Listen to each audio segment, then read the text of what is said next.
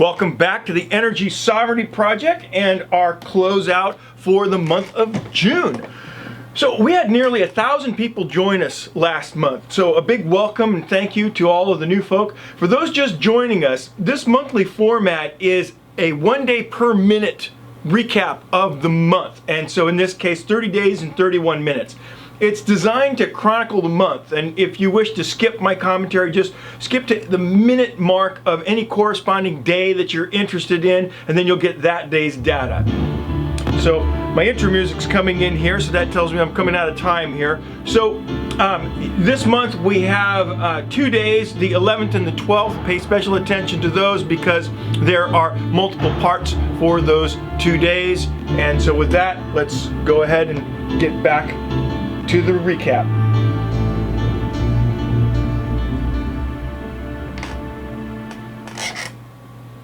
So obviously we're starting on the 1st. Had a friend of mine stop by, and so for a day we were a 2 EV family. So you can see the data there. Went to 100% charge shortly before he arrived, and then we charged his vehicle and put a little bit into mine as well. Wound up bringing the total solar day to 68%. Good production that day, 62.7. Those are the notes. Basically just what I said.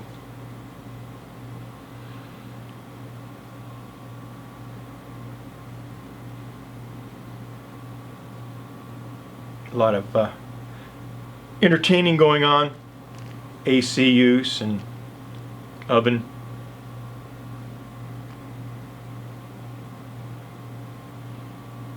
And then on the 2nd, again, pretty good production. Winding up with a total solar day percentage of 82%, 16.8 miles driven. Shot a little bit to the car.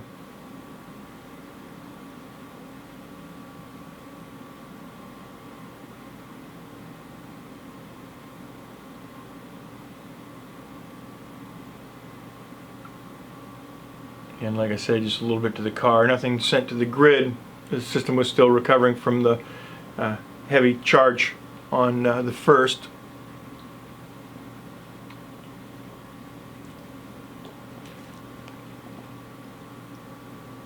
In the case of a 2 EV family, you can see by our trending that the system in the summer would mostly keep up with 2 vehicles. You wouldn't obviously have a lot of freeboard left.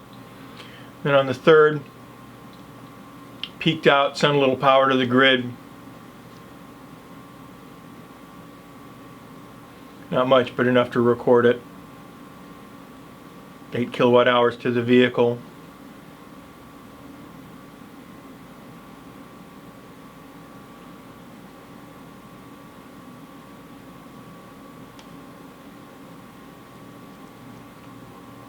And the notes. I wasn't very wordy today. Pretty much was what it was. 8 kilowatts to the vehicle. You can see the vehicle data there. Starting the day with a 90% charge. I replenished that, but then wound up doing a little bit of driving later in the day.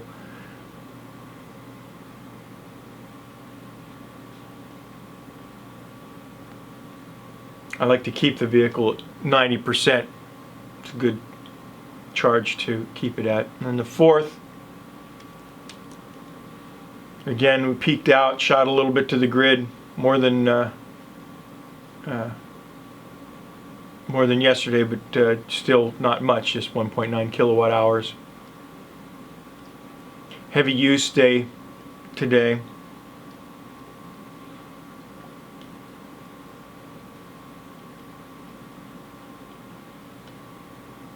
And again, in the notes that bears that out.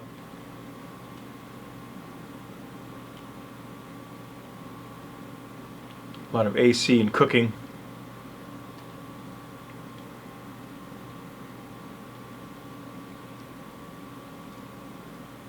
So the nice thing about the batteries is it allows you to kind of meter out those days. If you can delay your laundry for a day, or if you know that you've got people coming over, you can plan for that. Again, on the 5th, heavy day use, 53.5 kilowatt hours, and that's not including the 20 kilowatt hours that we sent to the vehicle to replenish its charge.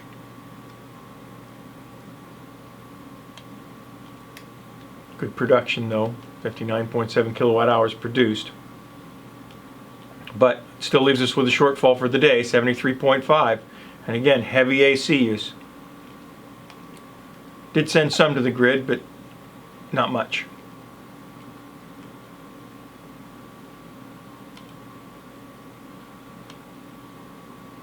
And again, basic vehicle data. Keeping it charged to right around that 90% mark. That way if you have to head out of town on an errand or something, you can easily accomplish that. And the 6th, again, all these are pretty much around the same use for the vehicle, around that 20-mile mark. Tends to be about my day's worth of driving. And again, we sent a little bit of power to the grid, 5.4 kilowatt hours.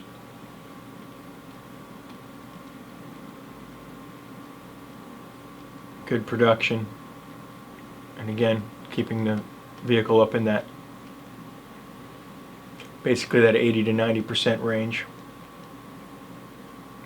I worked late, didn't get a chance to charge the vehicle, so there was no charge to the vehicle today. Temperatures were starting to drop a little bit, and so the AC use was down as well. And then on the 7th, again, 22 miles driven.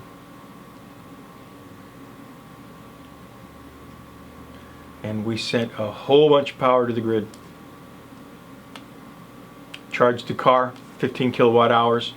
And even with that, the system was still peaked. So on certain days, just really everything kind of lines up. And there's the vehicle data. Again, bringing the vehicle up at the end of the day so that we're right at that 90% mark where I like it.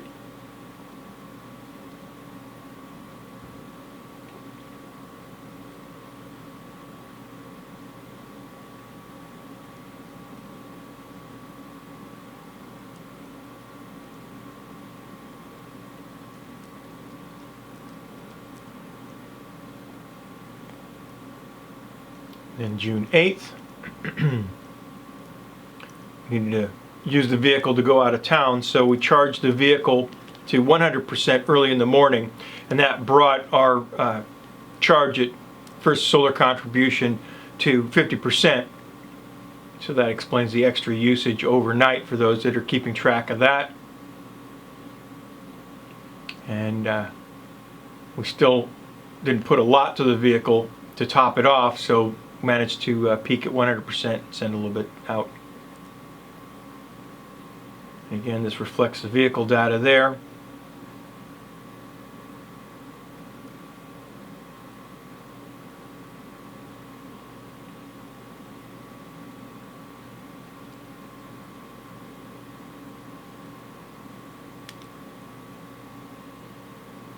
Pretty basic.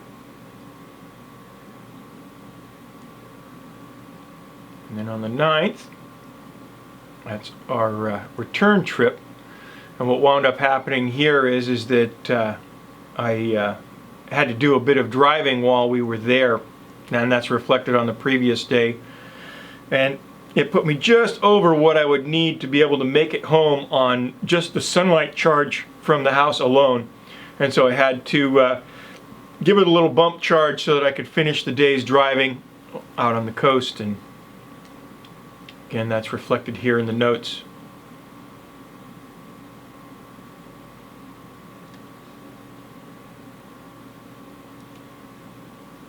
And then once I got home, you don't want to leave the car at a depleted state. And So I gave it a good charge when I got home, brought it up to 205 miles, 84%. But that, of course, dropped the charge in the home down, and that is reflected on the 10th, where you can see our charge at first solar contribution is only 22%. So again, those are following the losses over the course of an evening to be able to see where air conditioning and that kind of thing plays into it. You'll notice that discrepancy there, and that's why it's due to that vehicle charge.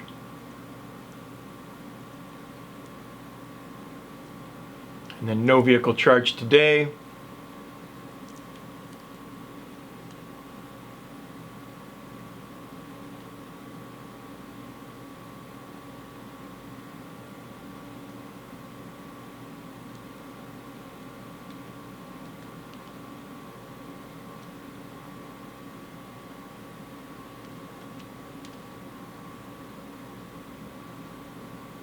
And on the 11th, I listed this as a zombie apocalypse mode day, kind of a weird day. We had a very high heat, and so the grid was actually kind of struggling, and for about 14 seconds or so we actually had a power loss. Again, that's kind of reflected here, and didn't last for long, the power loss, but it was there. And again, this is going by a little rapid, so if you're having a look at this, just pause it and get a look at these charts and notes. Like I was saying before, for those of you that are just joining this, if this video seems a little weird, this is actually chronicling the month. There are a few people that follow the website, that follow the channel, that actually record this information. And so long as there's even a single individual doing that, I'm going to keep presenting these logs. And then on June 12th, we had a maintenance day for the car. I had a crack in the windshield, and I'm also planning a trip to Minnesota later this month, and so as part of that, I wanted to get some new tires on the car and have the brakes inspected to make sure that there was still enough meat on them. Again, you can see the vehicle data, or the log data. And then this day too on the notes, these are going to roll by pretty quick, so feel free to just pause these to read what's going on. It was an important day here. Very high heat. The AC system was struggling to keep up. Just all kinds of crazy. And we went into detail on this when we did the recap for this week, but very heavy AC use for a couple of days, and then I wound up coming up with our current method of dealing with that, where we open the windows in the evening to try and cool the house off a little bit. On the 13th, still didn't have the car back.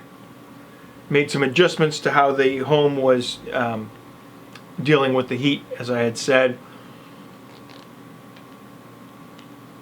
Good production. I mean, that's certainly true.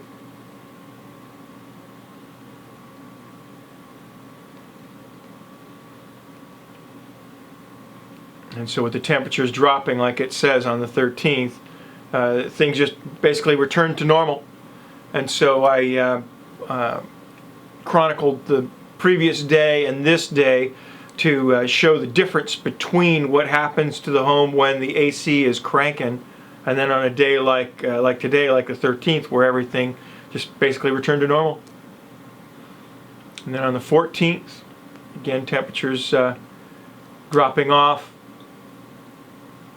power ramping up, and this is a more typical usage and production that we see in June. Last June was crazy. Several days near 70 kilowatt hours, and the home using, like what you see here, 24, 25 kilowatt hours a day.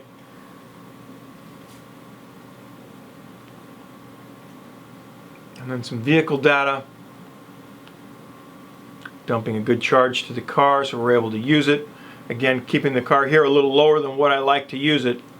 I like to see it around 90, but the system was still trying to recover from those hot days.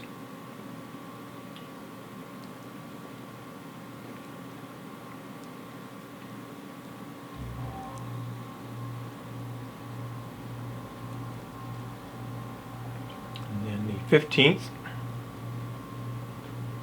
Heavy driving day. Wound up charging in the morning all the way down to 8% because I needed the car. And so as you can see there, 39 kilowatt hours went to the vehicle. Total day consumption for the home was 70.4 kilowatt hours. Production was good at 62.5.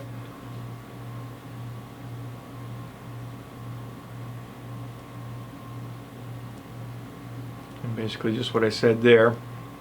Charging to 100% just before I left, nearly so.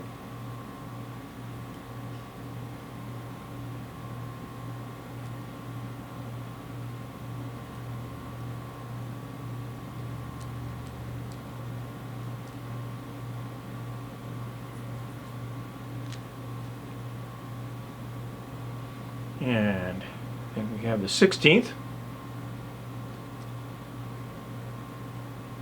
Again, heavy driving day. This is me on the return trip.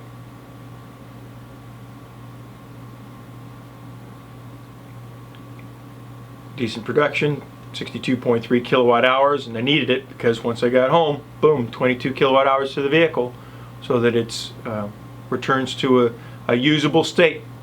Trying to keep this as real world as possible. This is how you guys would use a vehicle.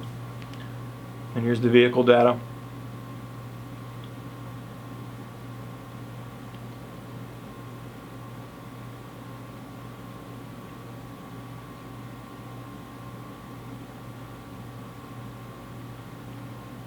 It's real important that what we're doing here remain real world.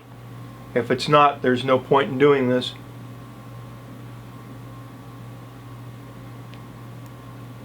And then here we have the 17th. Back to kind of my normal driving around town, 12 miles. Recuperating the system a little bit, 64% at total solar day. And then I did wind up taking a slug, 41 kilowatt hours to the vehicle.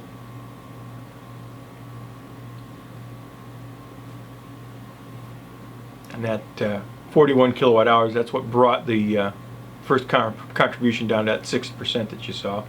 And that's like it shows here. That early morning charge.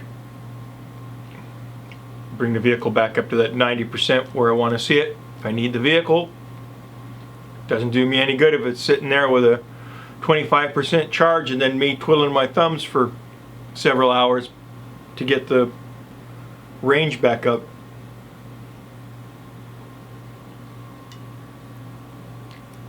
And on the 18th, a little more driving, not much. Total production of 61.2, 34.8 to the house. Again, the temperature is starting to drop down, so we're in that manageable range. Dumped 16 to the vehicle for a total use in the day of 50.8 kilowatt hours.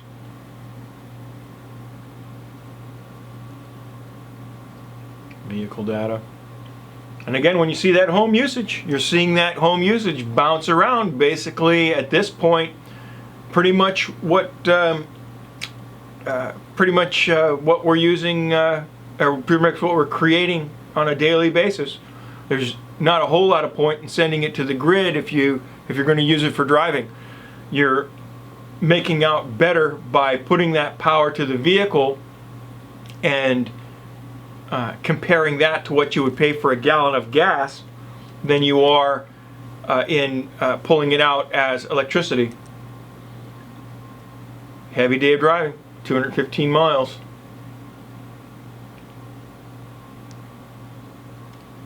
Actually to the Bay Area and back. And again, once I get back, don't want to leave the car empty. 42 kilowatt hours right to the vehicle.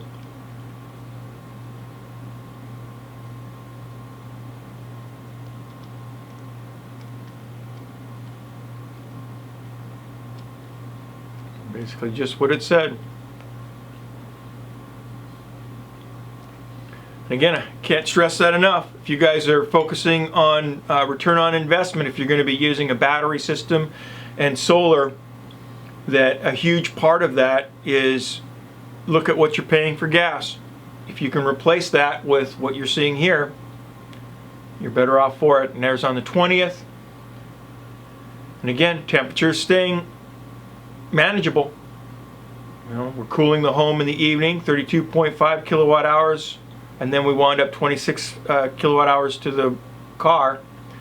62.9 created, 58.5 used.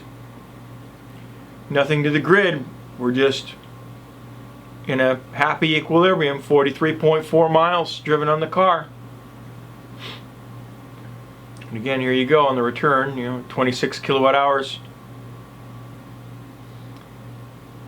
Had to make a 40-mile round trip to get the tires. When they replaced the windshield earlier in the month, they didn't have the tires, unfortunately, so I had to go back and have those done. And also, interesting enough, the vehicle did not need to have its brakes redone at 112,000 miles. So that's another bonus for electric vehicles. We'll talk about that later. June 21st, again, mild temperatures, 33.5 kilowatt hours used at the home, 35 to the car. 68, we produced 64. And as you're following this, any shortfalls from a previous day stored in the battery. You lose a little bit from vampire losses, but it's usable power. And then here we have the summer solstice. This is our solar maximum.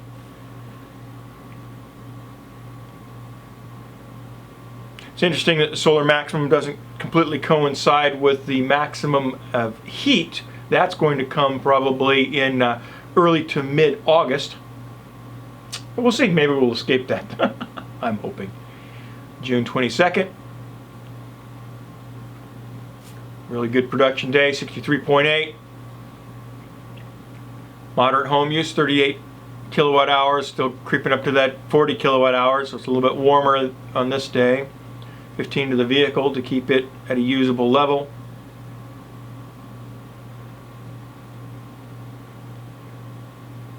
For the remainder of the month, the temperatures in the evening drop off considerably, and so then that allows us to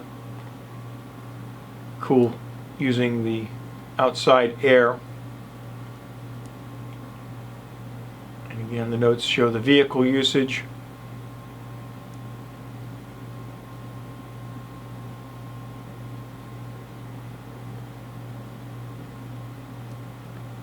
I had to do 20 miles of driving or so in the morning and then charge the car, and so that's what this reflects.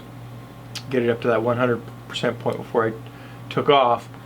But again, I wound up being designated driver once I got there, and so you can see that we had to put a little bit of supercharging on there. We went and did a little bit of driving on the coast. We had some friends visiting.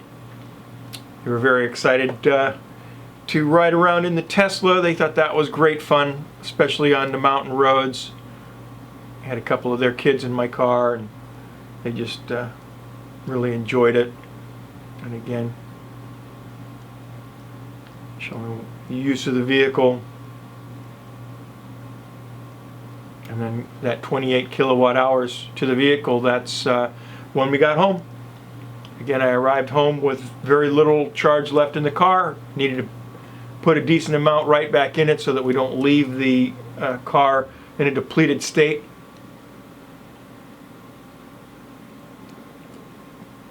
And then the 24th,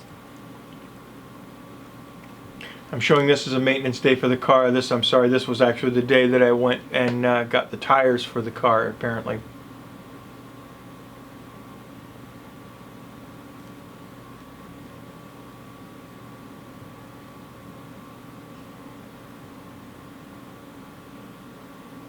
And again, pretty cool that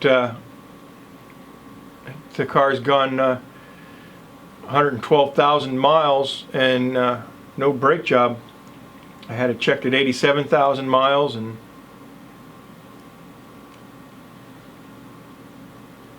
I had it checked again here, and brakes are still fine.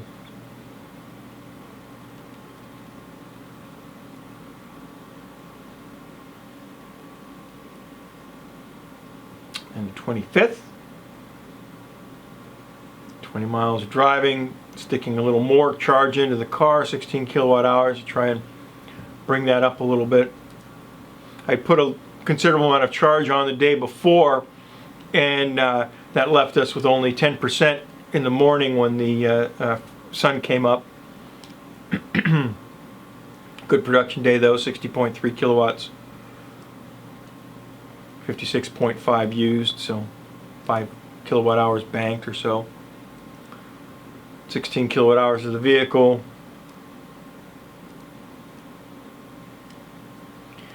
Not a happy place to be, but not bad either, 100 miles.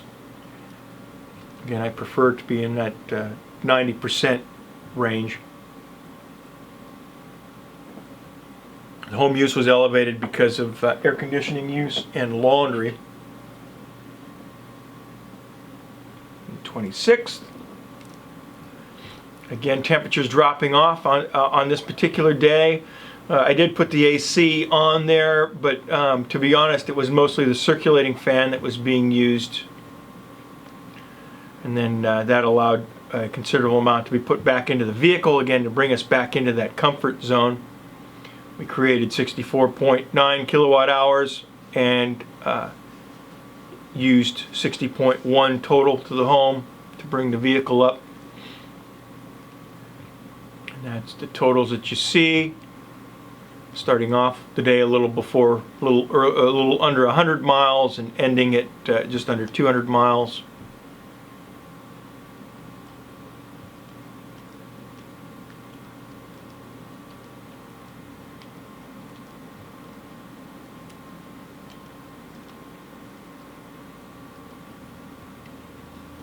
And then the 27th. Partially cloudy day today, so that hacked a little bit of power off. Not much. Clouds were mostly in the tail end of the day. Total home use of 46.4 kilowatt hours after putting 15 kilowatt hours to the car.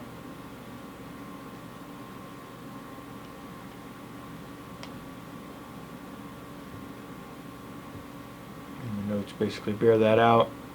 Really mild temperatures. Cloud cover helped a little bit, but mostly the reduced temperature was just that, was more typical of what we had seen last June. And the 28th, again we got another zombie apocalypse mode. This one was interesting. Late in the evening we had a major power failure. It turns out that there was a traffic accident where somebody actually driven a car into one of the substations, and so the power was actually off for quite some time, and hour and a half, almost 2 hours. And so that was kind of fun, being the only house on the block that had lights on. It attracted a lot of attention from the neighbors as well, so that was kind of fun. Got an opportunity to open the garage door, and folks had a laugh because obviously electric garage door opener, that isn't going to open. If you've got your car in the garage, you'll have to figure out how to pull the handle and open that manually. And then on the 29th, another partially cloudy day. This one a little worse than the previous. Also had to do quite a bit of, well, not quite a bit, a little bit of driving when I was in the Bay Area. So I bumped that a bit to make it home. And as one of the subscribers had pointed out in one of the comments, where they had asked if the supercharging was subtracted from the driving on sunlight. The supercharging is subtracted from the driving on sunlight. I do, however, keep that mileage recorded as mileage driven by the car. And so again, we need to keep this as real world and as honest as possible. And so that's how that is recorded. Now on the 30th, nice sunny day, 62.7 kilowatt hours produced. 120 miles driven as we came home.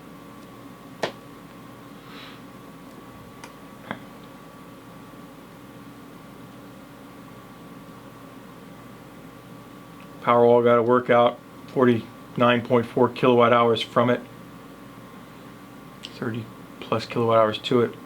And so here, there's a couple of things of note. You can pause this and take a look at it in closer detail. We went over it in the weekly closeout, but prior to starting the vehicle charge, the system was at 100%, and then we discharged to the grid for a little bit, and then wound up charging the car. And this also shows our total driving on Sunlight miles. I'm going to go ahead and amend the entries for the other log entries to actually show that at the end of each month. Just kind of a interesting thing to add. I'll probably add some of the other data as well that we have in regards to the vehicle. Things like the amount of supercharging and all that folks might like to see on a monthly basis when they finally look at the logs. But that's about it. So again, for those that are just joining us, if this video seems kind of odd to you, then feel free just to go ahead and skip these. This is just designed to chronicle what goes on a month-by-month basis. Just make sure that everybody knows that we're keeping this all honest. If we're not, then there is 0 point in doing this. Our goal was to show what happens with solar and batteries, warts and all. And that's exactly what we're doing. And so for those who joined us recently, thank you very much for joining in on the fun. I had no idea it was going to be this popular. And for all of you, best of luck with your own systems, and we'll see you soon in our next couple videos.